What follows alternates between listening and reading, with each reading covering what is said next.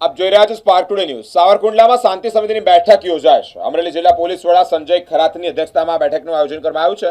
આ બેઠકમાં આગામી મોહરમ, રથયાત્રા સહિતના તહેવારો શાંતિપૂર્ણ વાતાવરણમાં ઉજવાય તે અંતર્ગત વિસ્તૃત ચર્ચા પણ કરાઈ છે।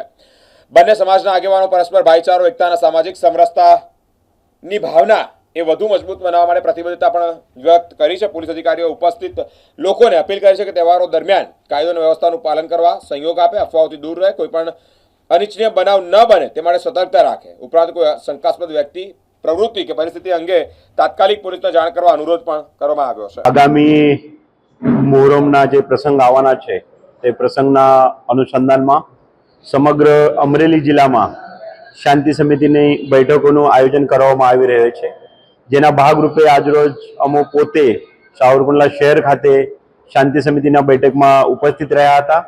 ત્યારે અહીંયા શાંતિ સમિતિના અલગ અલગ સમાજના પ્રતિનિધિ તરફથી શાંતિ સમિતિની કામગીરી સાથે સાથે જે અલગ અલગ તહેવારનું અને પ્રસંગનું અહીંયા ઉજવણી થાય છે, ખાસ કરીને મોહરમની અનુલક્ષે આ લોકો પાસેથી પણ આપણે પ્રતિભાવ મેળવ્યા છે। જિલ્લા પોલીસ તરફથી અને સાવરકુંડલા ટાઉન પોલીસ તરફથી અમુક શાંતિ સમિતિને તથા ગ્રામજનોને મોહરમ આયોજન તાજિયા કમિટીને સૂચન કરેલા હતા। એ સૂચનને સારી રીતે આપણે સમજાવ્યા છે। ભૂતકાળમાં આ વિસ્તારમાં છેલ્લા કેટલાક વર્ષોથી બહુ મોટા પ્રમાણમાં શાંતિની માહોલ છે। તમામ તહેવારો, તમામ પ્રસંગો, તમામ સમાજ તરફથી બહુ સાથે મળીને એક સાથે યોજવામાં આવતું હોય છે। સાથે સાથે જિલ્લા પોલીસ તરફથી અહીંયા પોલીસ બંદોબસ્તના ભાગરૂપે પૂરતા પ્રમાણમાં પોલીસ બંદોબસ્ત પણ ફાળવવામાં આવેલ છે।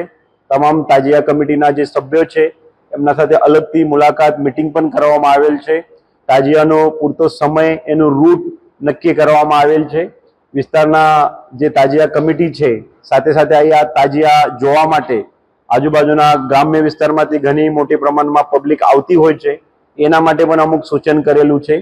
જિલ્લા પોલીસે સમગ્ર જિલ્લાના જે આ પ્રસંગો છે, તાજિયા સિવાય અન્ય પ્રસંગો અને સાથે સાથે આ મોહરમના પ્રસંગે પણ સોશિયલ મીડિયામાં ખાસ સોશિયલ મીડિયા મોનિટરિંગ માટે એક ટીમ કાર્યરત છે, જેથી કરીને આપ સૌ પાસેથી જિલ્લા પોલીસ એવી અપેક્ષા રાખે છે કે આવનાર તમામ પ્રસંગો, મોહરમના પ્રસંગ છે, જન્માષ્ટમી છે, પછી આપણા અલગ અલગ તહેવારો, દિવાળી, દશેરા આવનાર છે, એના માટે જિલ્લા પોલીસ તમામ પાસેથી એક સહકાર્ય અને અપેક્ષા રાખે છે।